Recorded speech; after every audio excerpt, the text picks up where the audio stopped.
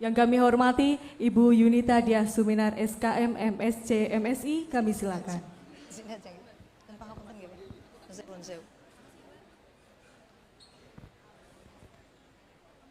Assalamualaikum warahmatullahi wabarakatuh. Salam Om Swastiastu, Namo Buddhaya, salam kebajikan, Rahayu. Yang kami hormati Gubernur Jawa Tengah Bapak Haji Ganjar Pranowo, Bapak Wakil Bupati Purbalingga Pak Sudono, Bapak Wakil Bupati Kabupaten Banyumas Bapak Sadewo, kemudian Forkompinda dari Kabupaten Cilacap, semua hadir nih Pak Gubernur, kemudian teman-teman OPD Provinsi Jawa Tengah, Bapak Asisten dan para kepala desa semua hadir, Nur 269 kepala desa dan 15 lurah, kemudian 24 camat. Ditambah dengan para pengusaha nih Pak Gubernur yang atau perusahaan yang ada di Kabupaten Cilacap. Mungkin kami sedikit menyampaikan tentang bagaimana profil kemiskinan terkait dengan Kabupaten Cilacap. Pak Gub sudah pirsa bahwa ini yang terluas dan terbanyak penduduknya, kemudian memang berbatasan dengan Barlimas Cakep.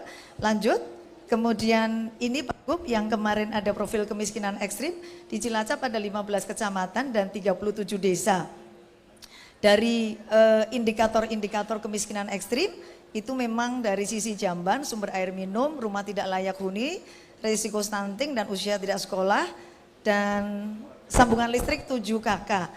Ini teman-teman kepala desa kemarin menginginkan diulang verifikasi, Gub, karena memang ada beberapa yang menyampaikan, loh Bu, saya desa yang mandiri judulnya, karena di dalam Kemendes ada indikator desa miskin. Jadi teman-teman ada yang sudah kategori mandiri tetapi masuk di dalam desa. Nah kemudian ini mohon maaf Pak Gub, ada tingkat pengangguran terbuka yang cukup banyak. Kemudian angka kemiskinannya juga cukup tinggi dan angka inflasi 15 kabupaten tinggi di Indonesia kemarin Pak Presiden sudah menyampaikan. Dan angka tinggi Pak Gub nyun pangapunten karena perceraian karena banyak kemudian ya tertinggi cukup tinggi. Ya.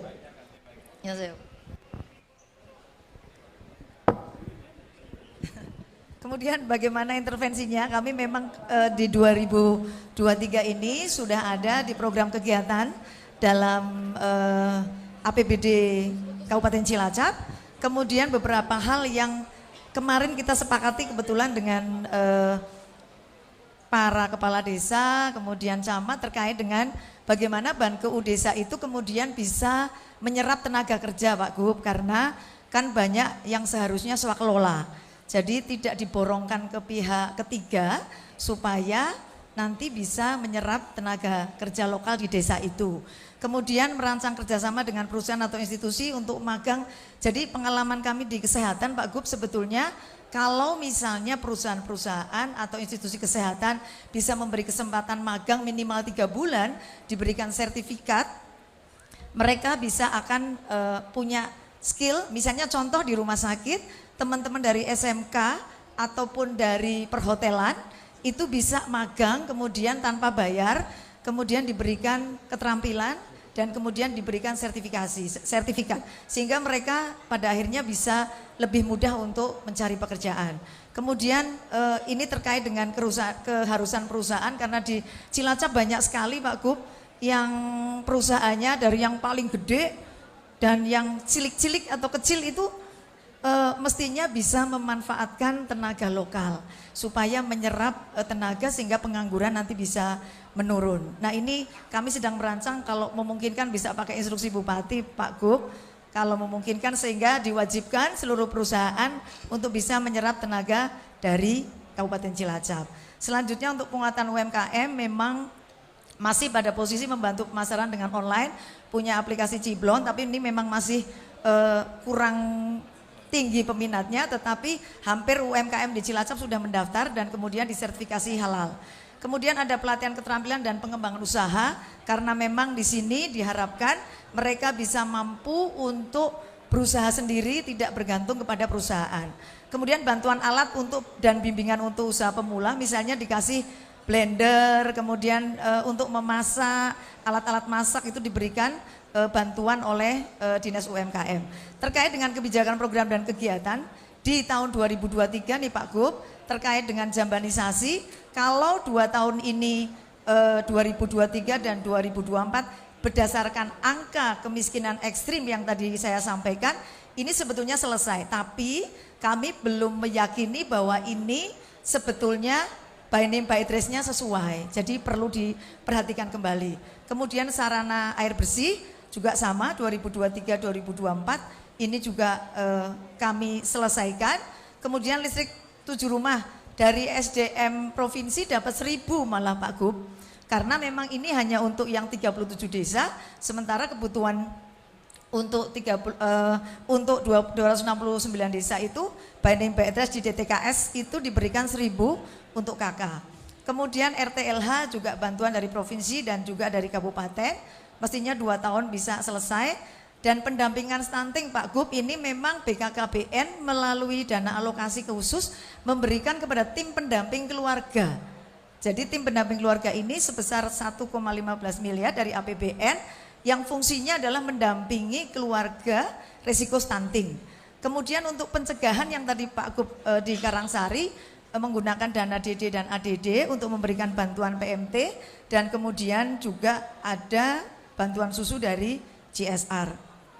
Kemudian kami membuat dashboard angka kemiskinan supaya kita bisa melihat bagaimana angka kemiskinan setiap meniko Pak Gub.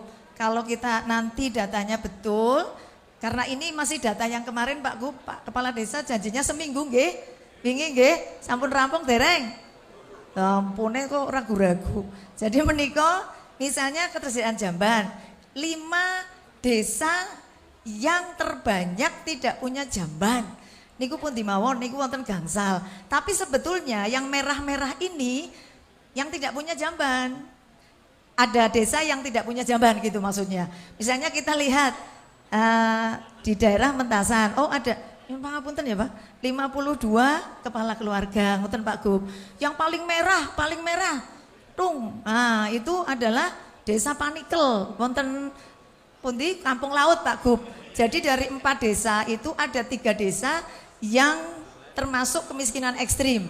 Lah ini kami buat, kemudian dibuka lagi Mas yang lain. Nah, air minum misalnya buka. Nah, yang tertinggi mana? Panikel lagi. Panikel juara nggih, pundi Panikel?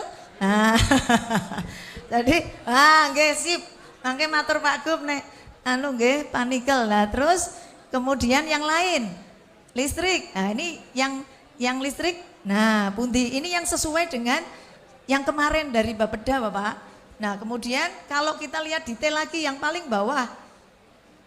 Detail misalnya saya mau lihat Panikel niku nopo mawon sing kirang di dalam indikator kemiskinan ekstrim. Wonten niki sampai anak yang tidak sekolah.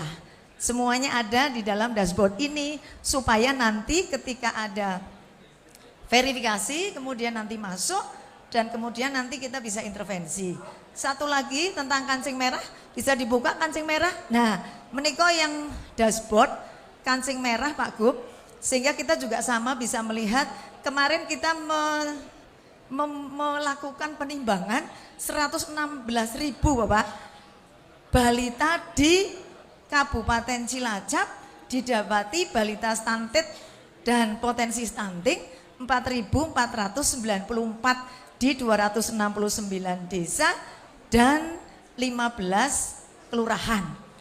Menika jumlahnya. Kemudian nanti bisa melihat di situ juga lokasi-lokasinya. Misalnya tadi mana? Karangsari. Karangsari mana? Yang tadi Pak Gub ke sana. Atipala. Mana? Nanti bisa dilihat per desa berapa yang stunting. Mana?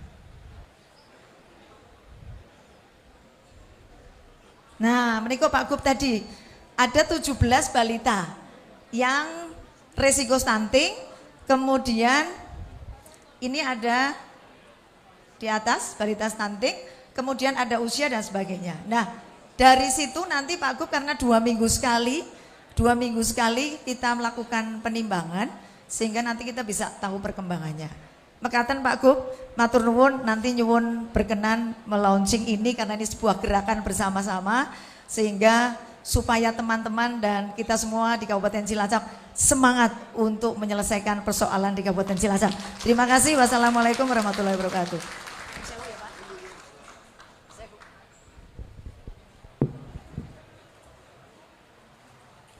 Hadirin yang kami hormati, berikutnya penyerahan bantuan. Kepada para penerima dimohon untuk menempatkan diri. Yang pertama Bapak Kamto Sukasam, Ketua Kelompok Tani.